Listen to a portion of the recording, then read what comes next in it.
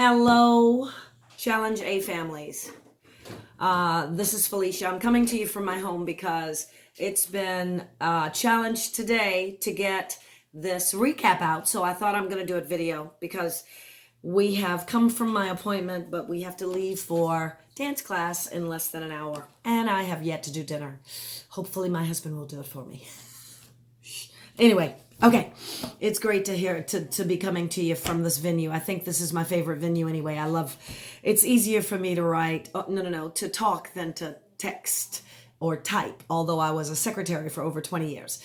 That's probably why. Anyway, let's start. Last Monday, we had a great day last Monday. We got a lot of work done. Let's start with devotions. For devotions, Marcello did a great job. It was responsibility was the character quality, and I think it was First Timothy.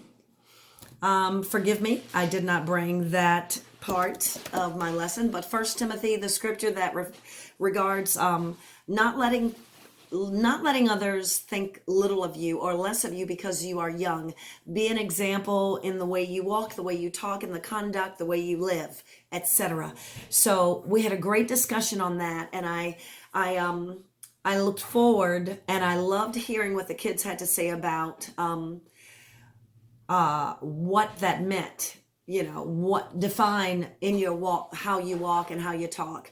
We talked about in sports, because a lot of the students in class are in sports, and they talked about the right thing to do in sports with regard to emotions that flare up, how to handle yourself when you're at an emotional time, whether you're winning or losing, or whether you've attempted something that you weren't successful at.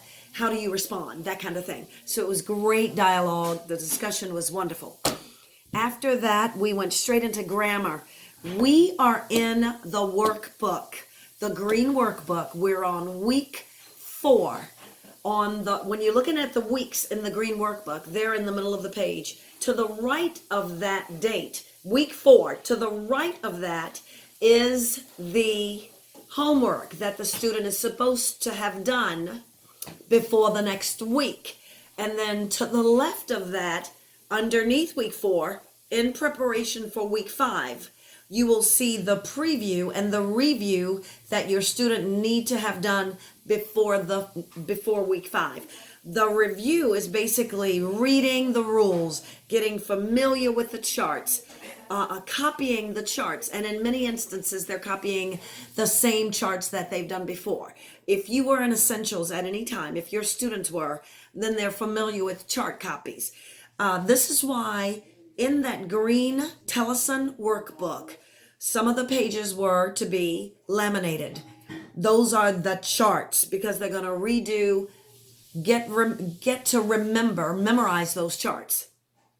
So that's how it's done.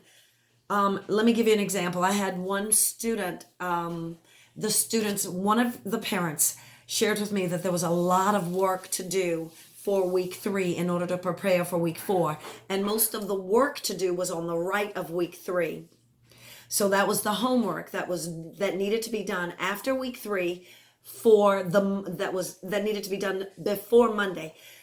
There is a lot. Each exercise has at least 8 to 12 examples to be done in each exercise, and in many instances there may be 3 or 4 exercises. So please, you are the teachers, but I encourage your child. I encourage you to encourage your children to do as much of that exercise or those exercises as possible, because that way they are able to be engaged in the dialogue when we come into class. I do know that this new Latin is probably the biggest challenge. It's also, for me, the greatest opportunity, and I pray that that's the same for your kids. So I am going over a lot of it each week. I'm working in those exercises with your kids in order to give them examples that they've done, so that when they're at home, they can do the rest on their own. And we are going to move forward, do what we've done in week 4. I'm going to do at least 2 to 3 examples in each of the exercises that they are required to do as homework, so as to make it more smooth for them. And I want them to love Latin.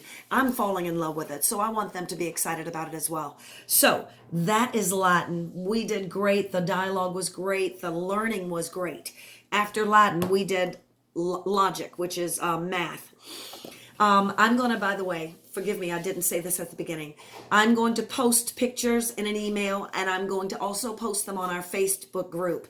If you are not connected to our Challenge A private Facebook group, I want you to reply to this email, the email that has this link to this video. Reply to me and let me know, because I know that I have not connected with all the parents, and I have not had a moment to actually post, hey, I'm excited, this is our new group, blah, blah, blah.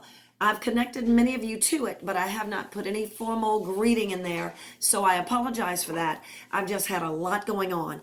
I want you guys to be connected, though. So if you can connect and you have not been connected, let me know in response, in an email response. If you're unable to connect because you're not on Facebook, I'd like to know that too. Ultimately, if everyone is connected, what I'd like to do is just post those pictures on the Facebook private group so that you can get to them whenever you want, as quickly and easily accessible as you can. Facebook makes it easy to access them. So that's my goal. But if I have to mail them in an email, that's absolutely fine. I have no problem doing that. I'll do them both. I just want to be effective and efficient so that you're not thinking something's in an email that may not be on Facebook or vice versa. So let me know where you stand. Okay, math. I had 2 students bring great problems. That was great. We had more than enough examples to do on the board. The dialogue, the discussions were great. I love it when the kids see me writing the problem on the board. They're like, oh, it's so funny. I love it. These kids, your kids are wonderful. They're so dramatic, and it's so cool. I just roll with it. We have a good time in class, just in case you didn't know. Okay. So along with that, we played the game of, it's called Jack Attack, also known as Shark, depending on how many rounds. Jack Attack is 4 rounds. Shark is 5 rounds. JACK, 4 rounds. SHARK, 5 rounds. That's the only purpose of the name. They both are the same game. We played that. The kids loved it, and I'm very happy that they did, because we will play that again along with some other games. The goal is to get their minds rolling and thinking on numbers, and it's working. I do want to encourage you. Please encourage your student to bring problems to class, either problems that they're challenged with or problems that they are so excited that they did well. We want to discuss them. So it's not about having an issue. It's about having a discussion, cultivating conversations around the 5 common topics, using those 5 common topics about those problems.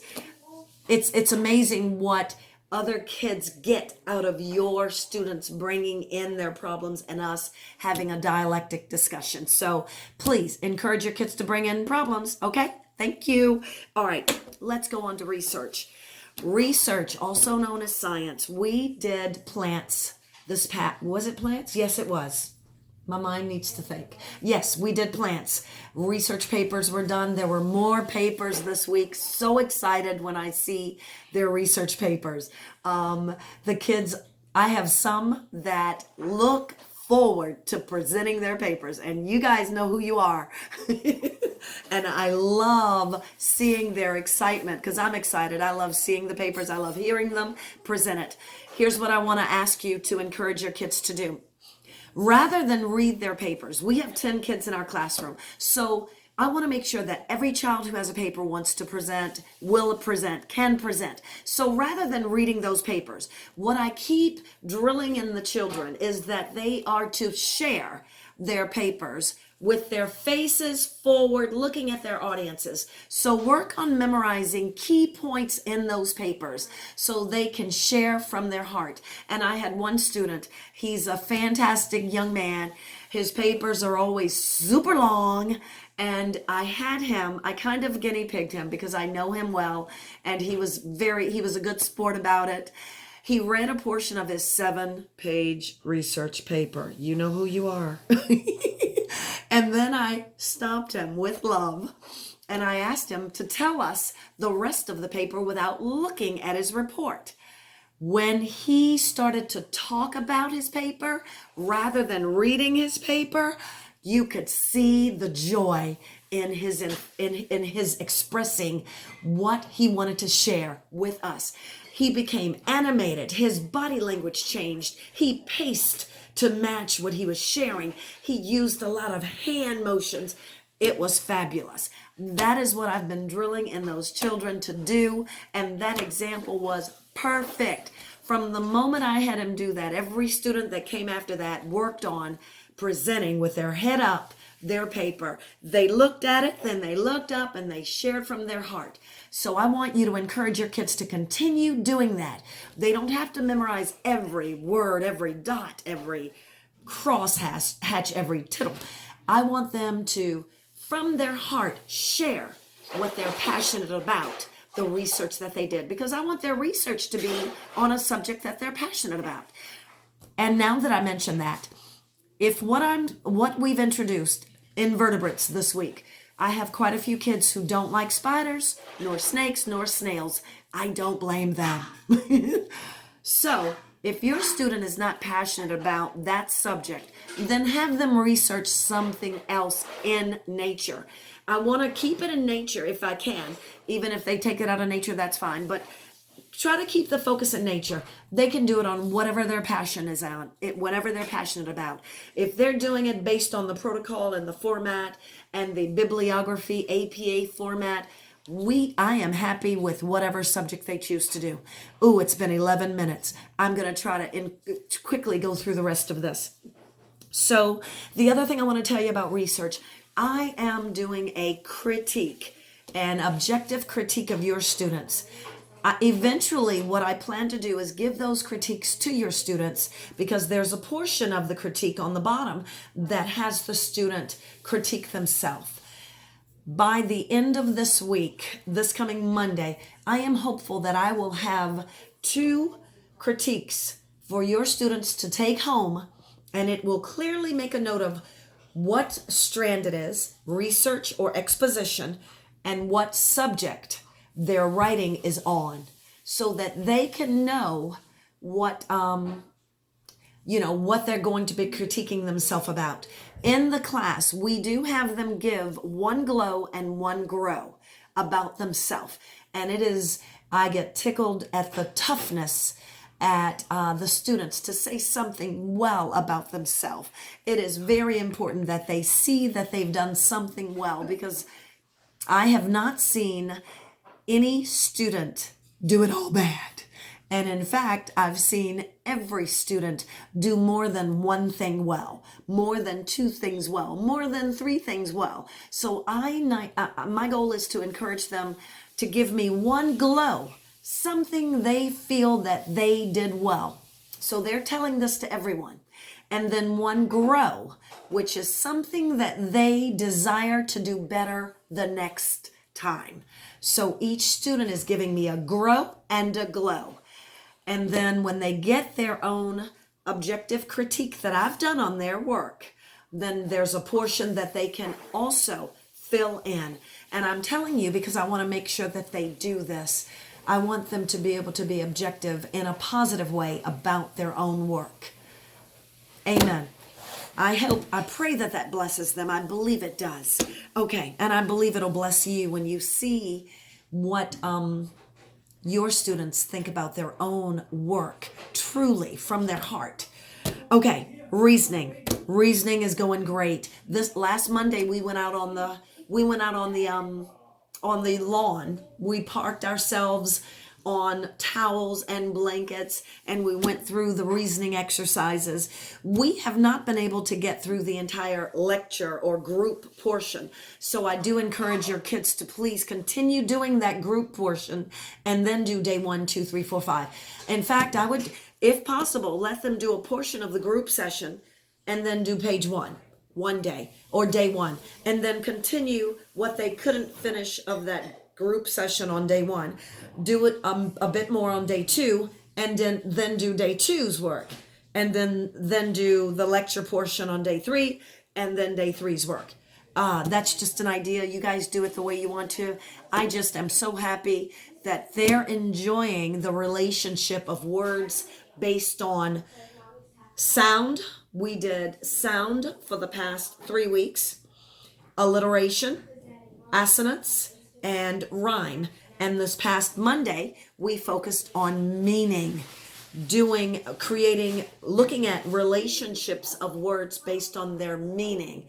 We did opposites and equalities, words that were opposite in meaning to one another, and words that meant the same thing. And we're looking at numbers.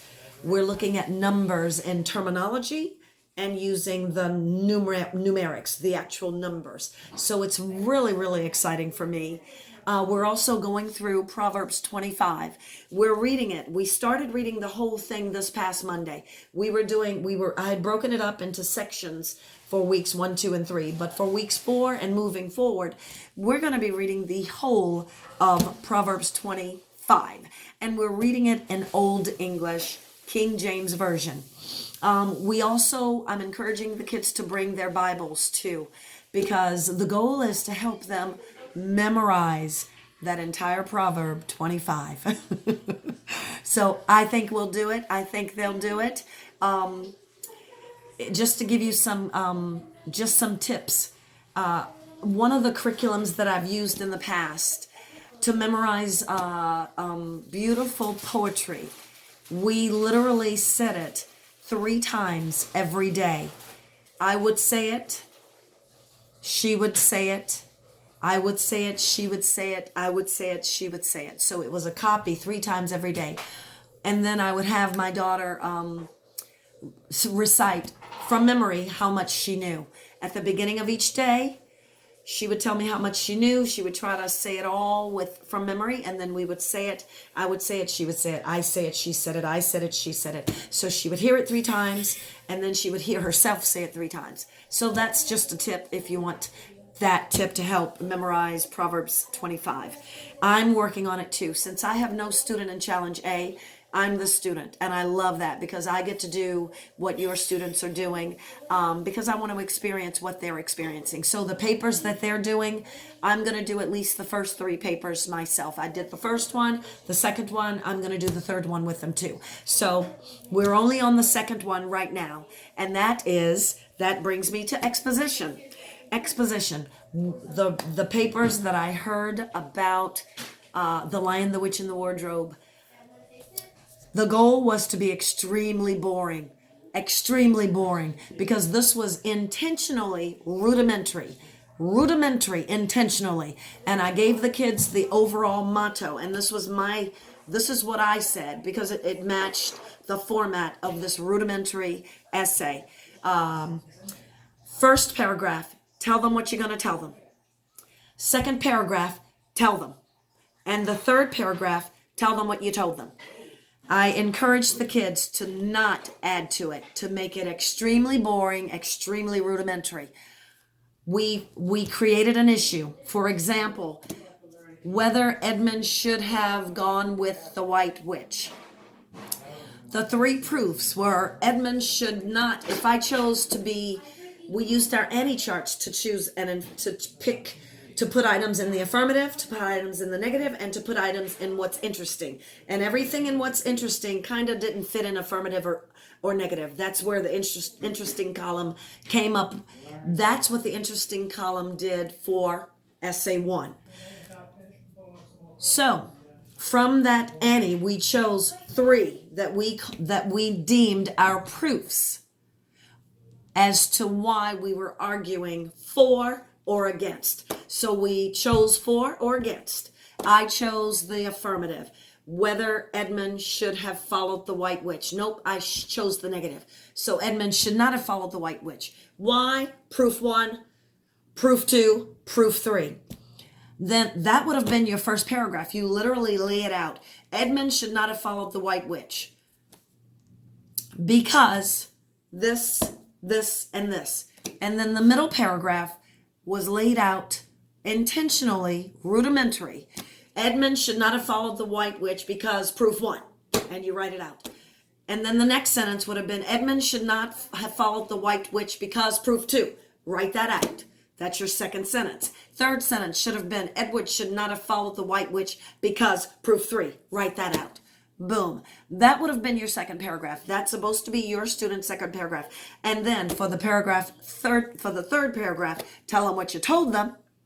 You end up with very much the same as paragraph 1 with one difference. You don't have to, forgive me, I don't remember the difference. I can't, my mind is not thinking on it right now, but I will tell you, it should have simply stated, Edwin should not have followed the white witch because of proof 1, comma, proof 2, comma, proof 3. Boom.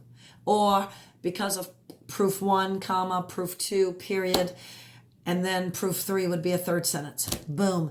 That is how that very rudimentary paragraph should have been done. And for the most part, most of our kids did that. I did have 3 students that decided to flavor it up a bit. So I wanted to let you know.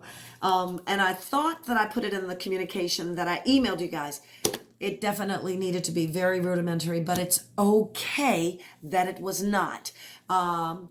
It is not uncommon that sometimes students want to flavor it up because they're like, gosh, this is so boring. Well, that is the goal. And then in other instances, the parents look at it and go, ooh, you are a better writer than that. You need to add some more to that. No, the goal is to be extremely boring, extremely dull. This Lost Tools of Writing is going to get very comprehensive, very complex. They will have 7 paragraph papers. These, we start out very rudimentary on purpose. So I promise you, I had one of the students, I got tickled because I did ask her, I said, I noticed you flavored up your paper a bit. And she immediately brought me to her mother and said, she didn't bring me to her mom. She said, well, my mom thought that I should add more to it. Not uncommon, but that's okay, Mom. No, I'm just kidding. I did that with love. No condemnation, not at all. Just know that your kids know exactly what they're supposed to be doing because we go over it again and again and again. And besides, it's in the Lost Tools of Writing book. And it's on the video. Moms, if you have the Lost Tools of Writing, you've got the videos. The videos are very clear. Check out those videos. They will give you exactly what your children are supposed to be doing. I watch them all the time. You are welcome to watch them too. If you guys want to get together and watch them as a group, that'd be great. It's just that there's one every week. So I figured that's probably a bit much. If you heard that noise, that was my husband. He's in the kitchen cooking. He's actually a very good cook, so hang on one second. All right, all is well. We don't have to go to the emergency room. Okay. Anyway, so that's exposition. And then last but not least, debate cartography. I brought in some Easter eggs. The Easter eggs had on one side the state, on the other side that connected to it, the capital. The Easter eggs, you know these Easter eggs, they come in many colors. Well, I decided to flavor that baby up. The tops and bottoms are not the same color because I thought it would be too easy if it were the same color. They'd know if the state was green. The capital must be green too. Surprise, they're not. So we did a fantastic job in the beginning of class. They showed me their best drawings of the USA, I didn't say that right, of America. And then they also, each one of them, I had a beach ball that was a globe, and I threw the ball to them. When I threw the ball to them, they had to give me their best tip that they considered a great tip for, drawing the U.S. So everybody had different tips. It was so fun. They enjoyed it. And then I threw all these Easter eggs on the table after I told them to clear the table. I'm so glad we have that big ping pong table. After they cleared the table, I threw the Easter eggs split on the table, and they had 15, 20 minutes to put every state and capital together and then tell me the missing ones because I took 3 out of there.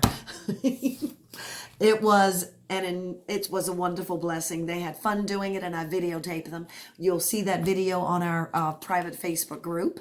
And then after we finally got those Easter eggs together, we played another game because time was running short. If you've ever, well, here's what we did. I set a timer for each person. We did a cumulative drawing of the U.S. The first person would start drawing wherever they chose to start, the U.S. And they had approximately 2 minutes to draw as much of the U.S. as they could while we played volleyball with the Globe Beach Ball. At the 2-minute mark, I would immediately scream, well, shout, change. Then it would go to the next person in line, and we continue to play 2 more minutes. Change. Each child got a moment or 2 seconds, 2 minutes, that is, to draw the U.S. Well, you know, at the end of that, we did not finish, but we're saving it. We're going to repeat that game, continuing that drawing of the U.S. next week. We worked on states and capitals with the eggs. We drew the U.S. They showed tips, and I told them, you're going to continue to do the features. The features are coming up this week. They started this week. There are lots of features. I hope you guys are looking at your index. The appendixes show all of the features for each week. Also the vocabulary, which we're going to play next week, a vocabulary game for the U.S. terminology. I'm going to describe the terminology, and they're going to give me, the first one to give me the correct answer gets to move on. If you've ever been in, if you haven't played Around the World, why don't you join us for Challenge next week? You can see your students play around the world. All right, ladies, I hope you like this. It's been 26 minutes. I apologize. I thought I'd make it brief, but I talk long. I hope that moms and dads, you guys enjoy this recap. Let me know if you like this kind of recap. I'll do it again. If it's pleasing to you, it's definitely easier for me to do it this way because I can talk faster than I can type. All right. You be blessed. Have a wonderful week, and we'll see you on Monday for week 5 of Challenge A. Shalom, shalom. Bye.